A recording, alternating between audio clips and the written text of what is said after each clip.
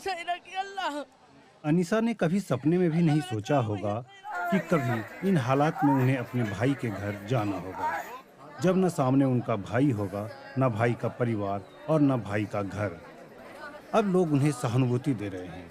अनीसा जिस तरह अपने भाई का मकान छोड़कर गई थी, मंजर बता रहे हैं कि बस एक रात में ही यहाँ सब कुछ बदल चुका है।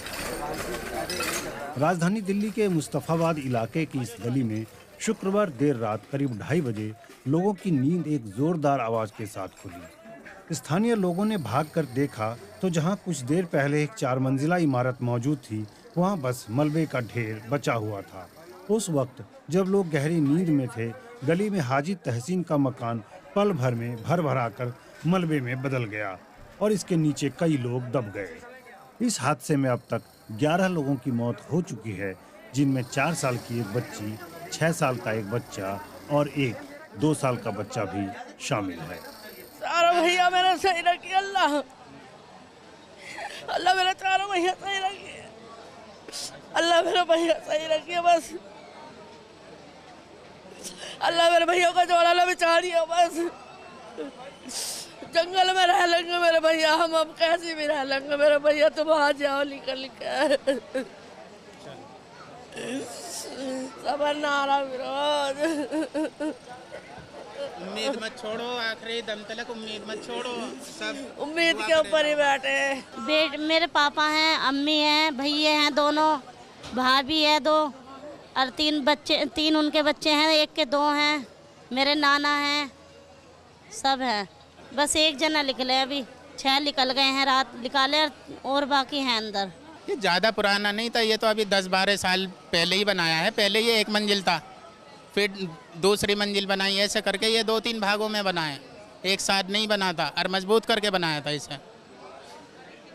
इसमें मकान में तो कोई कमी नहीं थी, ये तो बस ऐसे समझ लो कि पता नहीं कोई, हम लोग भी हैरत में कि ये ऐसे कैसे गिर गया।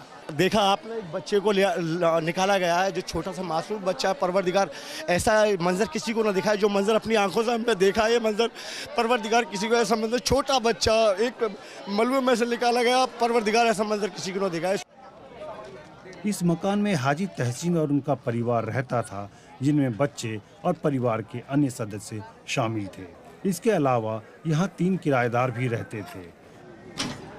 हादसे के बाद सबसे पहले स्थानीय लोगों ने राहत का काम शुरू किया, फिर धीरे धीरे पुलिस प्रशासन, सिविल डिफेंस, एनडीआरएफ और अन्य टीमें पहुंची।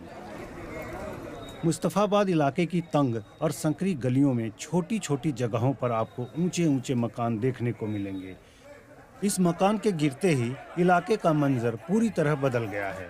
तंग गलियों की तरफ आ रही एम्बुलेंस की आवाजें, मलबा हटाने में लगी मशीनें, जगह की कमी में मलबे को हटाने में लगे राहत कर्मी। यही नहीं, आसपास के मकानों की क्या हालत है वो इन लटकते मलबों में दिखाई देते हैं।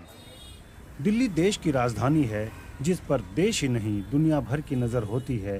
फिर भी ऐसे मकानों के निर्माण की अनुमति कैसे मिल जाती है? जिन मकानों को अनुमति नहीं मिलती है वो फिर भी कैसे बन जाते हैं? इसका जवाब किसी के पास नहीं है तो बस सियासत और आरोप।